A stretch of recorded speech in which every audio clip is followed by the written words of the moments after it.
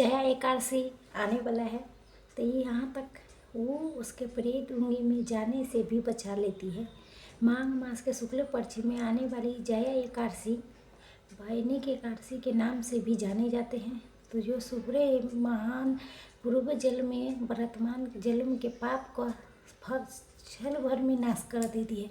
तो ऐसे पवित्र जया एकादशी मनुष्य के बहुत लाभ मिलता है, जिसका पालन करके साधक भगवान शिव विष्णु के कृपा पा लेते हैं। तो चलिए ऐसे शुभ पवित्र एकादशी के अवसर पर हमसे जुड़े हुए पुरानी कथा के सेवन करते हैं। आइए आज के जया एकादशी व्रत के कथा आरंभ करते हैं। तो महाराज भगवान श्री कृष्ण के पूछा, हे जगत के नाथ, हे परमपिता, परेश्वर हो, सारे कारण के कारण हो, आपने मुझ पर कृपा करते हुए शक्तिलिया एकादशी के विषय में बताया है। हे दीनानाथ, अब कृपा मुझे माघ मास के शुक्ल पक्ष के आने वाला एकादशी के विषय में विस्तार से बताइए। एकादशी के नाम क्या है, ये व्रत के पालन करने की विधि क्या है। मदन मोहन कृष्ण जी ने बहुत अच्छे से महाराज के कहा, हे राजन, माघ मास के शुक्ल पक्ष में आने वाला एकादशी को भैरवी एकादशी कहा जाएगा, जया एकादशी के नाम से जाना जाएगा। एकादशी जीवात आत्मा के जन्म मृत्यु के चक्र से मुक्ति प्रदान करेगा।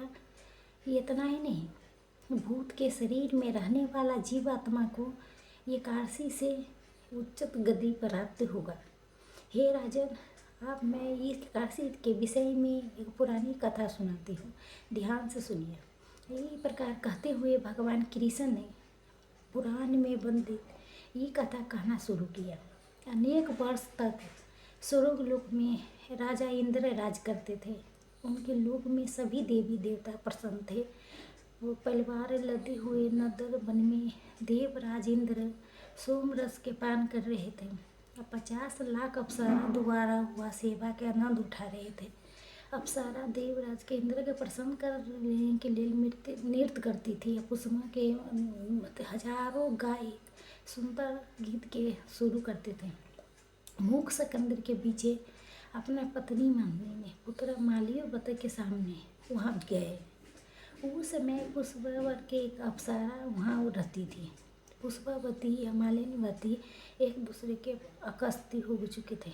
इस कारण देवराज इंद्र ने उसके नृत्य संगीत में मतलब नहीं अच्छा आया। तो इस देख के देवराज इंद्र उसके अतिथि समझा गए। उन्होंने अपना अपमान समझा। क्रोध पुरुष के साथ देवराज इंद्र ने कहा, हे मूर्खों, तुम दोनों मुझे प्रसन्न करने के आरंभ कर रहे हो, लेकिन वास्तव में तुम दोनों के एक दूसरे के मतलब एक दिख रही है, एक दूसरे से तुम मिले हो। इस प्रकार तुम दोनों मेरा अपमान करते हो, इसलिए मैं तुम्हें श्राप देती हूँ। तुम दोनों इसी सेम विशाल में धारण करके पति पत्नी के रूप में मृत्यु लोक में जाओ, वहाँ अपना पाप का फल भोगो। इंद्र तो कई कठोर वचन सुन के मालिन बना पुष्पवती ये तीन बहुत लज्जित हो गई। और उसी समय दोनों सुंदर नंद से होते विशाल शरीर प्राप्त करके पृथ्वी लोक में हिमालय के शिखर पर आ गए।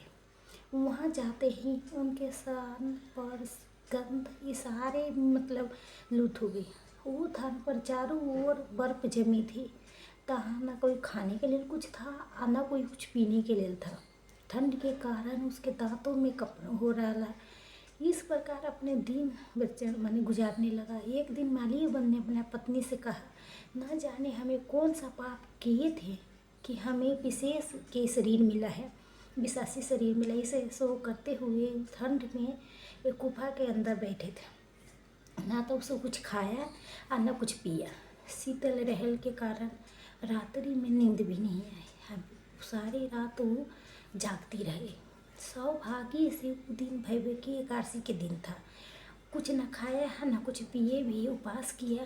रात्रि के समय जब जागरण करने के कारण दूसरे दिन प्रगट होते ही उनके जीवन में एक दिव्य प्रवृत्ति आ गई है। उन्हें विश्वास के शरीर त्याग के देवता के शरीर को पुनः धारण किया।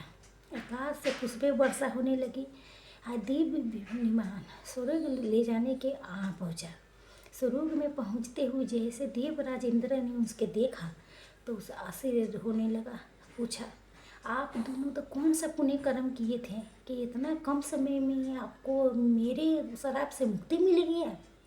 इस प्रश्न के उत्तर देते हुए मानव ने कहा, हे राजन, ये केवल परम भगवान श्री कृष्ण की कृपा है।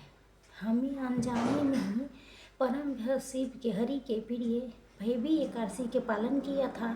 यज्ञ आदि एकादशी के हमें अपना दिव्य शक्ति पुनः प्राप्त हुआ। ये सुन के देवराज इंद्र बहुत खुश हुआ और उसने कहा, तुम दोनों ने भगवान कृष्ण के भक्ति में सेवा की है, इसलिए तुम्हें मेरे लिए भी आप पूजनीय होगी। अब मैं देख सकता हूँ अब तुम पूरे रूप से शुद्ध हो चुके हैं। एक प्रकार इंद्रदेव ने दोनों के स्वर्गलोक में पूरा स्थान दिया। फिर इस कथा का समाप्त करते हुए भगवान श्री कृष्ण ने कहा, हे महाराज, इसीलिए प्रत्येक मनुष्य के परम कल्याण एक भैवी एकादशी करना चाहिए, निष्ठा श्रद्धा पालन करना चाहिए। इस दिन करना हुआ उपास जी आत्मा के वैकुंठ के धाम होती है। जो भैवी एकादशी की कथा सेवन करते हैं, पठन करते हैं, तो उसी अग्नि के फल मिलता है। तो चलिए आप देखते हैं इसका पालन कैसे किए। सबसे पहले एकादशी के एक दिन पहले दशमी तिथि के दिन संध्या के बाद अन्न भोजन न ग्रहण न करें। दूसरे दिन व्रत मुहूर्त में उठ जाए, स्नान नेत्र के मतलब करके भगवान श्री कृष्ण के मंगला आरती करें। ये आरती अपने घर पर नज़दीक कोई मंदिर में जाके कर सकते हैं। उसके बाद तुलसी देवी के जल अर्पण करें, उनके 3 बार परिक्रमा करें और प्रणाम करते हुए उनके मंत्र के उच्चारण करें। तुलसी देवी के प्रणाम करना पहला मंत्र मतलब बोलना पड़ता है। उसके बाद तुलसी देवी के आसन पर बैठ के हरे कृष्णा के अधिक से अधिक मंत्र में जाप करें। ये मंत्र आप सारे जानते हैं, हरे कृष्णा कृष्ण हरे हरे, हरे कृष्णा हरे राम राम राम हरे राम। एकादशी के दिन उपवास करते अपना सारे शरीर के अनुसार कर सकते हैं, अलग प्रकार से कर सकते हैं। आपके शरीर जैसे साथ देता है, जो निर्जल उपवास करे, अन्न जल नहीं लिया जाता है, फिर केवल जल के साथ, जल दूध फल के साथ। ये फिर एकादशी के दिन प्रसाद दूध फल ये सब के साथ ले सकते। सबसे महत्वपूर्ण बात है ये है कि इस दिन किसी अन्न नहीं खाना चाहिए। गेहूँ चावल दाल फलिया माने ये सब के भोजन नहीं करना चाहिए। व्यर्थ के चर्चा निंदा झूठ ये सब में बचिए। अधिक से अधिक हरे कृष्णा के जाप करें। दूसरे दिन उठ के भगवान मंगल की आरती करें, दर्शन करें। अब व्रत पारण के शुभ मुहूर्त पर किसी भी अन्न प्रसाद के साथ अपना व्रत खोले। इस दिन संभव हो तो वैष्णव ब्राह्मण के दान भी के देते जाते हैं। तो चलिए श्री कृष्ण के हमें अपने जीवन में आमंत्रित करते। हरे कृष्णा हरे कृष्णा हरे कृष्णा हरे कृष्णा हरे कृष्णा हरे कृष्णा हरे कृष्णा हरे कृष्णा हरे कृष्णा, यही मंत्र सबके जाप करना पड़ता है। जय। अच्छा लगेगा तब सब लाइक शेयर जरूर कीजिएगा।